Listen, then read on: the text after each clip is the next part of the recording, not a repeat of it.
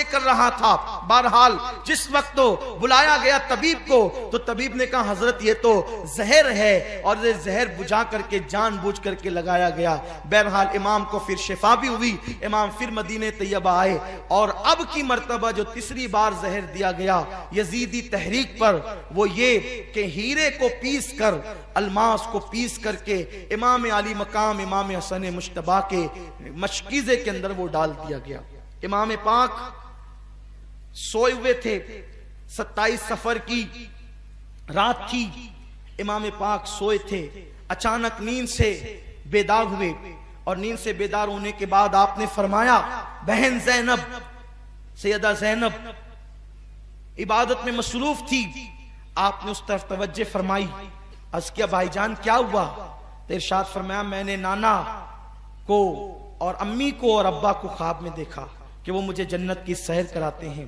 मैंने कहा नाना जान आप मेरी बातों से बाखबर हैं, मुझे तमाचे लगाए गए, मुझे मारा गया, मेरे पैरों के नीचे से मुसल्ला खींचा गया, कितना सताया गया, मेरे सामने इस वक्त मदीने तैयबा में मेरे माँ बाप को गाली दी जाती है, या रसूलल्लाह इस दौर से मैं गुजर रहा हूं। आकाए करीम ने फरमाया, हसन सब्र करो, इंशाअल्लाह बहुत जल्द तुम हमसे आकर के मुलाकात करने वाले हो। और एक ख्वाब इमाम हसन मुश्तबा ने और देखा था कि आपकी पेशानी पर कुल हो अल्लाह शरीफ लिखी हुई है। ये ख्वाब लोगों ने सुना तो खुश हुए, लेकिन मौलाए कायनात के शागिर्द जलीलुल कद्र ताबई सईद इब्ने मुसय्यब ने सुना, तो आपने फरमाया कि मौला अगर ये ख्वाब की ताबीर पूरी हो गई तो समझ ले कि अब आपकी जिंदगी के कुछ ही दिन बचे हैं, आप दुनिया से जल्द जाने वाले हैं। ये ख्वाब तो था ही, सब लर्जे हुए थे, इस ख्वाब ने और लर्जा दिया। इमाम अली मकाम इमाम हसन मुश्तबा ने कहा, बहन मैंने ये ख्वाब देखा। सैयदा ज़ैनब ने कहा, हाय मेरा भाई, आपने ये कैसा ख्वाब देखा? तो आपने फरमाया, ज़ैनब जरा मशकीज़ा लाओ, मुझे प्यास लगे, मैं पानी तो पी लूं। उसके बाद मौला हसन ने जब पानी पिया तो मशकीज़े के अंदर जो हीरा पीस करके डाल दिया गया था वो आपके पेट के अंदर चला गया, और पेट में गया। रिवायतों में आता है, मौरखीन लिखते हैं कि आपके कलेजे के 72 टुकड़े हुए। बाज मौरखीन ने लिखा कि आपके कलेजे के 80 टुकड़े हुए, बाज ने लिखा कि आपकी आंतों के और कलेजे के 100 से ज्यादा टुकड़े हुए। जब आप कह करते तो वो टुकड़े हो करके गिरते। आप कहते, हाय बड़ी तकलीफ है, मेरे गले से लेकर के मेरी नाफ तक का पूरा हिस्सा कट गया है।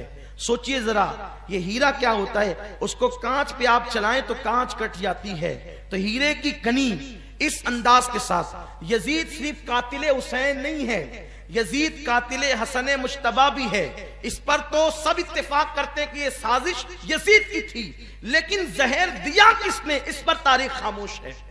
उस्ताद ज़मान हजरत मौलाना हसन बरेलवी रहमतुल्लाह ताला अलैह ने एक औरत का नाम लिखा है, लेकिन जो है वो अल्लामा मुफ्ती जलालुद्दीन साहब उस पर सकूत करने का हुक्म देते हैं, सदुल्लाह फाजिल उस पर खामोशी का हुक्म देते हैं। मौरखीन इसमें इतने उलझे हुए हैं, ये कोई वाज़े मौक़िफ़ पेश नहीं किया जाता, लेकिन जो पढ़े लिखे लोग हैं, समझदार लोग हैं, उनके लिए बस मैं एक बात पेश करता हूं, उनको समझ में आएगा कि जहर देने वाला कौन है। जिस वक्त टुकड़े हो करके गिरने लगे तो आपने फरमाया कि हुसैन को बुलाओ ताकि कुछ नसीहतें कर दूं, अब मैं नहीं रह पाऊंगा, इसलिए कि टुकड़े गिरते हैं। मौला हुसैन तशरीफ लाए और ये हालत देखी तो गले मिल करके खूब रोए। फरमाया, भैया बताना आपको जहर किसने दिया? इसलिए कि सैयदुस साबिरीन का नवासा है। इरशाद फरमाया, भाई जहर किसने दिया? जिस पर मुझे शक है, अगर वही है तो अल्लाह बेहतरीन इंतकाम लेने वाला है, और शक की बुनियाद पर किसी को कत्ल नहीं किया जा सकता, क्योंकि मैं नाम लूंगा तो तुम कत्ल करोगे, तो शक की बुनियाद पे किसी को कत्ल नहीं किया जा सकता।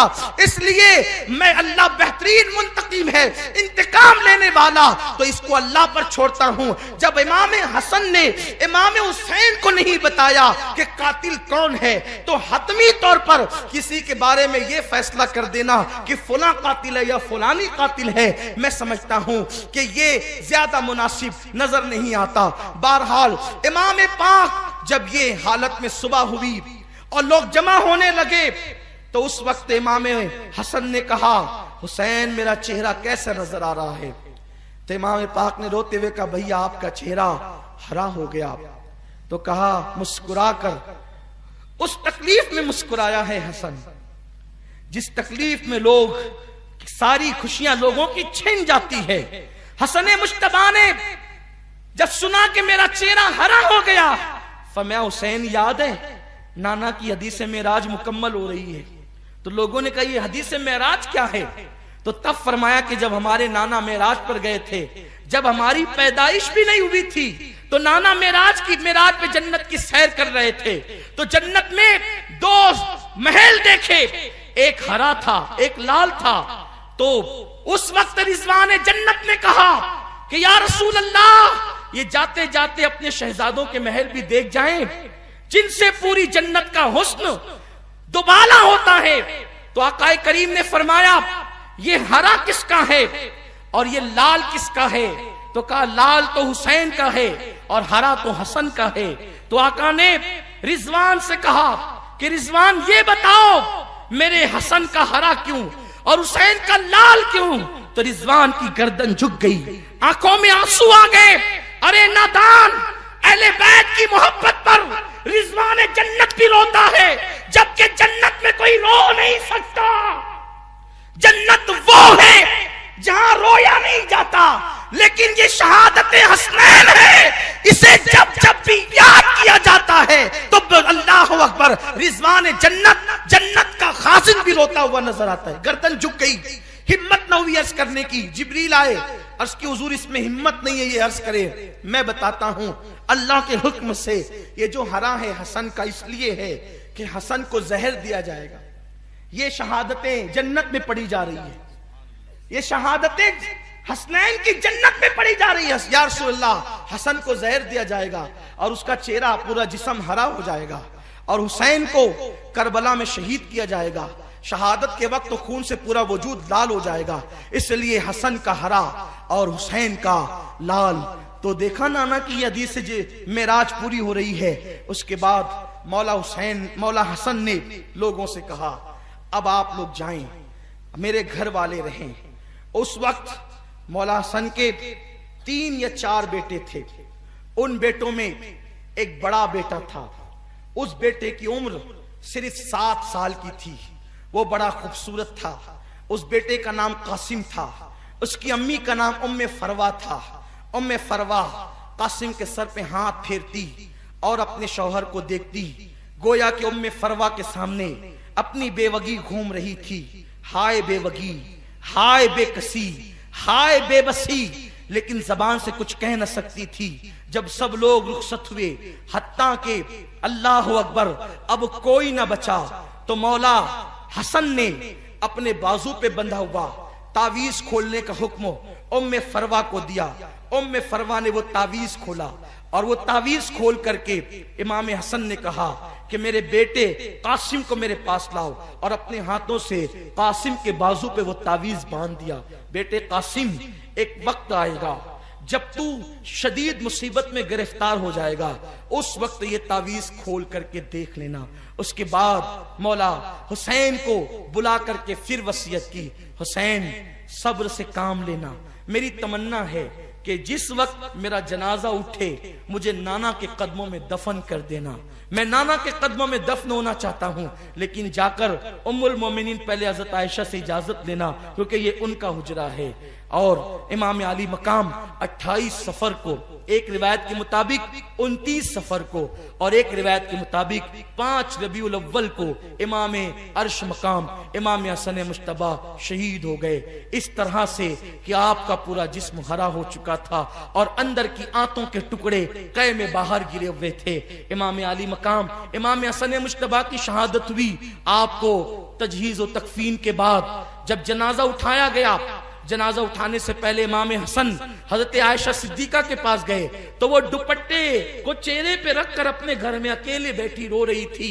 इमाम हुसैन ने कहा, अम्मी जान क्यों रोती है? कहा, हाय मेरे नबी का वो लाडला उठा जिसको मैंने नबी ये पाक की बारगाह में इस अंदाज से देखा था कि उसने अपने पैर नबी के पैर पे रखे थे और हुजूर ने उसको 2 हाथों से यूं पकड़ा हुआ था और कहा था, हसन चढ़ो, हसन चढ़ो, हसन चढ़ो। तो उसने पंजों पे पैर रखा था वो नबी की पिंडलियों पे आया, फिर कहा चढ़ो वो घुटनों पे आया, फिर कहा चढ़ो वो रानों पे आया, फिर कहा चढ़ो वो सीने पे आया, और नबी ने उसका मुंह अपने मुंह में लेकर यूं चूसना शुरू किया था जैसे कोई खजूर चूसता है। मैंने अर्ज़ की या रसूल अल्लाह, आप इस बच्चे के साथ ऐसा करते हैं? इरशाद फरमाया, रूए जमीन पर अगर सबसे ज्यादा मुझे कोई पसंद है तो ये और इसका भाई पसंद है, और किसी के माँ बाप पसंद है तो इसकी अम्मी और इसके अब्बा पसंद है। ये याद करके रो रही हूं।